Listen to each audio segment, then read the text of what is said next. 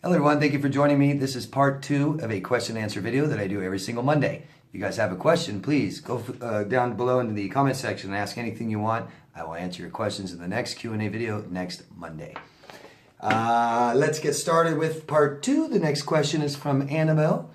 Don't know where you are, and that leads me to tell you guys, please tell us your location. Ask me anything you want. All I ask is tell us where you are. Be general. Just gives everybody kind of an idea that narcissism is where people are, not just where they are. And it happens to all kinds of other people, not just them. Okay, thank you. So Annabelle asks, why are narcissists so paranoid? Do they ever stop and realize they are not normal? They make people hate them because they sure act like they're perfect almighty. I know they do, don't they? Far from it though, aren't they? So, why are they paranoid? Well, could be all kinds of different reasons. Even though they seem like they don't care about hurting you, it's a little bit different. They don't want everyone to think they're a bad person. This stems from thousands of years of society needing each other. All our brains care about is survival. Okay, so we know it's programmed in us that we survive in numbers. It's what's kept us alive as a species that we are for thousands of years. We don't do well by ourselves. If you can read and learn and hear about many stories of people who try to go live in the wild on their own, and it fails miserably. Really, they can do it for short periods of time, but we need emotional stability, and you can't do that by yourself. Okay, totally on your own without any people. So paranoia, no real sense of self or who they are. Completely shame-based. They feel like bad people already. And they don't want people to know because, like I said before, we're programmed to need society, to be accepted. One of the worst punishments we used to do to people in history is send them out the gates by themselves, on their own. It's imminent death. If you think about it, how we surround ourselves in groups and numbers from our predators, because we don't have fangs and teeth and stuff like this to protect ourselves. We started making weapons, but to defend ourselves against big animals, we need groups and numbers. To be away from that group and on your own is imminent death. We're programmed to know that. We want to be accepted and be part of society in the group. So do narcissists. So if you mistreat people all the time and you don't want people to know, that could create some paranoia. If you don't trust people and you've had horrible experiences your whole life, just like a lot of us, right? We have bad experiences with people and we think they're always going to be bad and everybody's going to hurt us, stuff like this, okay? But a real poor sense of self of who they are is real problematic in groups of people. It really is. And don't forget, these are social problems they have. They have social problems with people. Even though they could be social, it doesn't mean they're functional. Hope that makes sense. And anything else you have about it, please ask. Thank you. Jamie from Detroit. Hello, Jamie. How do you find a good therapist who can build trust and rapport with and understands? I have no one I can talk to who actually gets it. Maybe a life coach instead. Well, like I was saying in part 1, if you don't watch it, go watch it. I addressed this similar question. And, therapist, life coach, there's good ones, bad ones. There's ones that specialize in what you're looking for on both sides, therapist and life coach. And the therapist does have more formal education. How do you build, or how do you find a therapist you can build trust and rapport with and understands? So don't be afraid to ask your therapist questions about their experience and what they do. My clients, I like to start with letting them ask, say, do you have any questions for me and what I do and what to expect and things like this. You have specific areas in your life when you go to a therapist that you want to talk about. And whether that's childhood trauma, relationship problems, whatever it is, know that that person specializes in that. Ask them questions about it. Are you aware of these kinds of problems? Yes, I am. They say, okay, good. You treat many clients with problems like this. Yes, I do. Okay, great. How do you? What's the key in the treatment process here? You know what I mean? What kind of steps do you take, and what should I expect with you? Things like this, okay? Because, you know, anyone, and that's really important. You want to find someone you can trust. Family and friends can't help you with your biggest problems in life. They're too emotionally involved with you. They see you so upset, it upsets them. A professional that doesn't know you, not invested with you, shouldn't get upset listening to your problems. And the biggest reason is they have answers. I don't get upset listening to people's emotional problems because I usually know how to help them fix them. A family and friend, or a family member and a friend won't usually typically know how to fix your problems. And it's very stressful. Okay? So ask questions. You know, find out what they specialize in, and ask them, and you know, tell them I want to be able to trust the person I choose as my therapist. You know, why should I trust you? Ask questions like this. It's totally fine. Therapists should be okay with that. I'm okay. As a life coach, I'm okay with people asking me questions like that. I think it's great. Thank you. Ashley from Texas asks, once healed, how do you overcome the trust issues caused by the severe deception and betrayal? How do you enjoy dating without worrying everyone has the same unhealthy personality? Well, if this is a major worry to you for dating, then maybe you don't date yet. Okay? So how do you overcome, and once healed, and you said once healed, healing, how do you overcome the trust issues caused by severe deception and betrayal? So that's a part of healing. Okay? Healing isn't just feeling better and being happy, guys. Okay? That's not what we're striving for, just to feel better. If you just feel better and that's all you're concerned about, then you're not concerned about totally learning. Healing is learning. And what I mean by that is traumatic things that happen in our lives that feel bad and we keep thinking about and keep coming up and stuff like this. We need to feel better about these things. But how is understanding, is completely understanding what happened and why. And that helps us. It helps us feel better. Helps us be happier. So that comes with that. But we've got to learn. We have to know why this happened. Just like imagine your parents punished you. Every time they punished you, they never told you why. What would that do? It would create a ton of shame. A ton. You know, punishment. I don't know why. Well, why? I deserve it. I'm just a bad person. I'm just a bad kid. I deserve to be punished like this all the time. I don't even know why. But knowing why helps you understand. That's why it's very difficult for children to feel better about, you know, things in their life. But as they're an adult, it's easier to look back and finally understand. And that's by talking, sorting these things out with a professional that might know and have the answers, you know. So having a clear understanding calms us down. We feel better about it. We don't keep thinking about it. It doesn't keep coming up and resurfacing. And if we don't learn, then we repeat it over and over again. Okay? I hope that makes sense.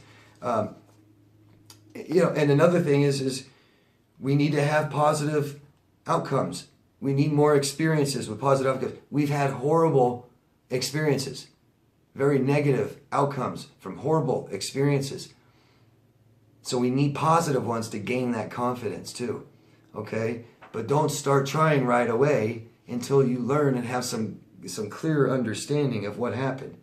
Like I said, if you don't have understanding, you just feel ashamed and you deserve it. Hope that makes sense. Thank you, Ashley. If it doesn't, keep asking me, okay?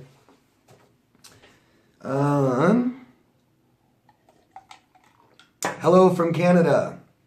Hello. Have you ever experienced the new supply being a clone of the former? If they never loved us, why seek out the same appearance, age, etc. in their replacement? And then you say, go to NARC Free 2019, and that's your Twitter account. So check out, didn't leave a name, but go to Twitter and check out NARC Free 2019. So this is common, right? We see this a lot, don't we? We see somebody, and look, it could be happenstance that the new person they're dating seems to be completely like you. But let's just say for S and G's that they did seek out someone just like you, appearance-wise and age and etc.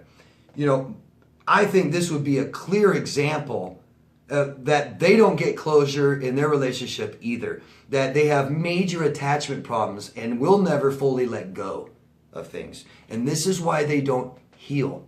Do you see? So if they leave you and don't tell you anything, it doesn't mean that they don't care. You can't always judge someone's feelings by their actions. Okay? So if someone's seeking out someone just like their ex, you know, that would be major attachment problems. I am not over the person I was just with. I've got major attachment issues, and think about this. You know, in the just like us, they're thinking in the relationship. In the beginning, it was perfect. They were great. That's my ideal mate. But then they went and changed. They lied to me. They were supposed to be perfect, and then they weren't. They actually had some things wrong with them, you know, or they actually had, you know, little idiosyncrasies I didn't like and care for. So I'm going to find somebody else just like them, but doesn't do those things, right? I mean, how much more idealizing can you be, you know? Kind of delusional. And that just means that they aren't doing anything to help themselves heal from that relationship, right? That should tell you guys, they're not over you. They can't. I don't care how they act. Because narcissists, as we know, what they do and what they say are different, right? Hope that makes sense. And thank you. Bill from Manchester, England. Hello, Bill. Can you tell us about your own personal experience on narcissistic abuse? Yeah, sure. Thank you for asking. So, my intimate experience, my adult experience with narcissists, I don't think I dated anybody too healthy until my 40s. And I had two major relationships with what I believe to be disordered females. First one was in my early 20s, and the person was odd. I say that because to this day, I still don't know anything about them, really. They were absolutely silent, never told anything about themselves, and they completely were emotionally abusive once I finally attached to them, which took a while. And once I did, they knew, and they exploited the hell out of that relationship and my emotions and feelings and stuff like this. It was ugly, it was bad, it ended abruptly, and that was in my early 20s. It was, you know, it felt really bad right away, but I brushed it off and got over it, but didn't learn a thing. Didn't learn a thing. Just got to feel better, and I did real soon. Then in my late 20s is when I met the last one, the second one, and we dated for 10 years. And without going into what I think she was exactly, I know for a fact she's disordered, to say the least. And it was very traumatic, and it was disgusting. It took quite a while for anything but really bad behaviors to show up. There was red flags. I ignored them. I didn't feel good about myself, is why I dated this person. They were sick, which means I was sick. And for 10 years, it was awful. The very end, it was the worst. It was just disgusting. It ended. I felt horrible. I didn't know what happened. I blamed myself a lot. And I didn't know what to do. And I have searched for help before and couldn't find it. And so I tried things after this relationship. This last relationship, the last disorder abusive relationship I was in, ended, I always forget now exactly. I think it was 8 years ago. Almost exactly 8 years ago. And for like 4 years, I just tried, I felt weird and floaty and anxious and paranoid, not paranoid, but like scared of entering new relationships. I still tried to date. I thought, get back on the horse and try again. And utter disaster. I mean, 2-week, 3-week, 4-week relationships. It didn't take long, or many of those, till I realized, well, this isn't working and this is horrible. So at least stop dating. And I tried everything without any answers yet. I did everything. I mean, I worked out and got in the best shape of my life. I quit some bad behaviors, unhealthy ones, picked up great healthy behaviors, really tried to just focus on every part of my life so that I could feel better. It wasn't until I learned what happened till my life really started changing. And like I said, it was about 4 years after. So it was about 4 or 5 years ago. And it was the information that changed my life. It was the information of knowing what the person I dated was, that it was actual abuse. I didn't even realize I was really abused. I just kept focusing on, me and what I did wrong, which is good, but I wasn't coming up with any answers. I couldn't until I really could start looking at myself and saying, oh, okay. So having the information and doing work to improve my life and things like this, it really helped me understand, which made me feel better. Okay, hope that makes sense, and hope that answers your question. And please feel free to keep asking me stuff like that. I don't mind at all talking about it. Thank you. Emily from Europe. Hello, Emily. I feel so ashamed to ask, but how can I move on from feeling so degraded and used? And then you go on to say that your ex hoovered you, you had sex with him, and right after he was mean, and the whole time has a new girlfriend. So that's awful. I'm sorry, Emily. I really am. We enter these relationships with shame. Okay? We date unhealthy people because of how we feel about ourselves. We date our own emotional self-worth. So whatever, a lot of times people come to me and say, oh, this person is so bad, they're so unhealthy, all these things. And it's like, well, then that's kind of how we think about ourselves, to be dating someone like that, okay? We enter these relationships with shame, and we aren't, and tons more shame created in the relationship, right? We don't even want to tell or admit some of the bad things that happened, some of the bad things they did, and we're quite ashamed and guilty, feel guilty. So how do you move on? Well, we don't move on, and we don't pretend nothing happened, and we don't ignore it, and we don't suppress it, we don't numb it, we don't not talk about it at all, things like this. Talk about this, okay? Talk about this. You got to understand all of it. You got to understand, just like I said earlier, if your parents just punished you and never told you why, that creates tons of shame, and you're left with nothing but, I'm a bad person, I deserve it. So that's why you feel like this now, because you don't understand why. You don't understand why he did the things he did. You just process it as, I deserve it. I'm a bad person. Okay? Understand. Something that doesn't take long for me to do for people is to examine their life from birth until now, and then show them this is why. And once I do that, they feel so much better. It's just clear understanding. I'm not a bad person. I don't deserve this. Okay? And this is why someone can't just tell you, oh, that was bad. You don't deserve that. They're a piece of crap. It's okay. Move on. That doesn't work. That doesn't work. Does it? Okay? So, hope that helps. Hope that makes sense. Talk about these things. We've got to be comfortable with what happened. And the only way to do that is a clear understanding by talking and learning. Okay? Thank you. Michael from Burlington, Ohio. Hello, Michael. No contact for 3 months now. Good. Good job. Ex-wife keeps messaging me with the same question. She keeps asking you if you found a lawyer yet. Have you found a lawyer? Have you found a lawyer? Have you found a lawyer? You're asking me, is this a hoover? Like, is it technical hoovering? Well, the relationship's over, right? You aren't together anymore, and you don't want to be. And she knows it's over, but she keeps contacting you over and over and over again. She wants to know if you found a lawyer.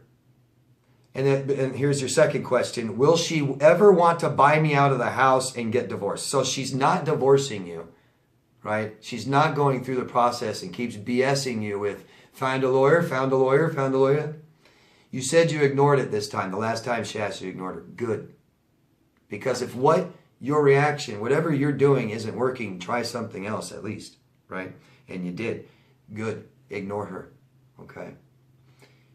She has attachment problems, like I talked about earlier, and she's not going to try and heal from this relationship in any appropriate manner, right? She's blamed you for everything and won't end it. So, no contact at all. Try to block all these messages, totally ignore her, and be gone and unreachable for a long time. That's my best advice. Come back later and see if anything's changed. 6 months, 9 months. Okay?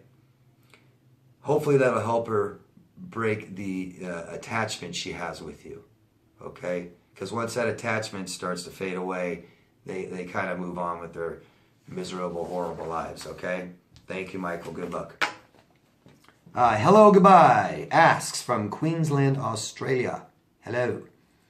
Of all the memories that used to trigger me, only one still bothers me. Here, I'll explain what that is. So, you looked at some social media account. You noticed his relationship status. Must have said he has a new girlfriend, something like this. His mother posted on there, "Welcome to the family," to his new girlfriend. And that bothers you. Well, one, if it hurts, don't look at it. And you look, I'm not being sarcastic, and really, that is something that we need to understand, right? If the burner is red hot and we touch it and it burns us, we've got to stop touching it. We got to. If someone makes you feel really bad, why be around them?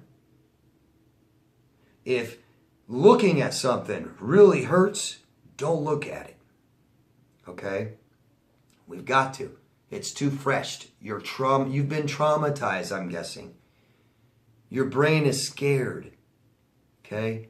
As you are now out of the war, like the soldier that was in the war, now you're out of it, your brain needs to be convinced. If you keep going back and looking at these things, your brain's like, oh, no, it's not over. Here's the war.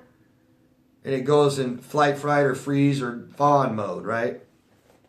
So, look, have some self-compassion. You've been through a lot. You're a normal human being that's been traumatized and hurt, by a lot of stuff from a person that was not good to you at all. So this is normal. This is okay. But we got to stop. We got to stop and start doing things that are healthier for us so we feel it later. We go on, or we change our diet, right? We start eating better. Tomorrow I'm starting my new diet, right? Tomorrow I'm going to start eating healthier and get rid of all the bad foods that made me feel bad, that made me, gain weight and slow me down and all these things. I'm going to start eating way better tomorrow. So that's great. But we all know that, we can start tomorrow and it doesn't mean we're going to feel amazing the next day. It takes a while, doesn't it, to see progress. Same thing here. We've got to put in the work. We may not get immediate responses or reactions. Maybe we do and we don't see them yet. We so want to do something and we want immediate responses. We want things to happen immediately. Right? Quick fixes, drive-throughs, things like this. This is life. This is life. Doesn't matter if you fix this. If you think if you could fix all this immediately and it's perfect, and it won't matter. You'll have some new problems. That's just life. Okay? Anybody that doesn't have problems is just lying to you if they're telling you that. Okay? Life is too hard, too complex, too long to not have problems. No one's got all the answers and all figured out. And that's just life. We're just learning. We need to have mistakes to learn sometimes. Can't just have people tell us. Sometimes we need to go learn. We need to experience it ourselves. That experience helps us become experts. Okay? The best experts have experienced it, like you guys. So, of course this will hurt. So we got to stop looking at it, and we got to start, instead of ignoring it, we got to start talking about it. Okay? We got to start addressing this, realizing that my emotions, don't like this. My body feels horrible when I do this. Well, ask yourself why. Start learning as much as you can. Why? What exactly does this? Maybe you're still looking for acceptance. Maybe you're still holding on to that hope that'll still work out. Maybe you feel so ashamed of yourself that this new supply is better than you. Okay? And I think you even said, I didn't write it down, but I think you even said, the new supply is very narcissistic, which makes me feel better. I get that. I get that. We compare ourselves to people, and whenever you do that, it doesn't work. It doesn't work. You can't compare ourselves to anybody. We've got to realize that we are all equal. Okay? We're all different, but we're all equal. All right? We cannot compare ourselves to people, ever. Okay? Heal. Learn. Feel better about this. By realizing and finding the truth and understanding all this, and not just keep looking and keep hurting yourself. Okay? This is carrying on the abuse. It really is. We sometimes, after lots of abuse, keep doing it to ourselves. Okay? And this is an example. Keep looking at things that hurt us. Okay? Good luck. Lunette, don't know where you're from. Please give us your locations, guys. Are you supposed to completely erase the narc from your life in order to move forward? When do you stop talking about them completely? Great question. I think I was just talking about that. And so, and you mean, when do we, or are we supposed to completely cut the narcissist out of our life? And you mean stop talking about them. So, constructive. We need to talk about experiences that bother us, but it needs to be constructive, guys. Okay? A quick complaint or mention that you've been abused doesn't really help. Telling friends, oh, screw this person, did this and this to me, it's not very constructive. Explaining your story to a therapist and getting constructive feedback, things like this, being forced to self-examine, taking the time to do these things, all of this is what helps, okay? All of this.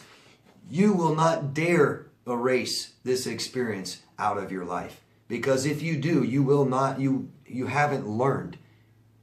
If you haven't learned, we do it again. Okay? This is an amazing experience in your life. How can you cut it out? Right? You can't. You can't. This is an opportunity to grow and learn. To finally be happy. Okay? So learn everything you can from it. You talk about it till it doesn't bother you anymore. But we talk about it constructively. Sometimes it helps to go down the comment section and explain some of the experiences you've had. That can help, right? But just saying, oh, they're crazy, POS, piece of crap, and all that, it might vent, it might help, but you're not really learning anything. So who you tell, what you actually say, matters, doesn't it? Okay?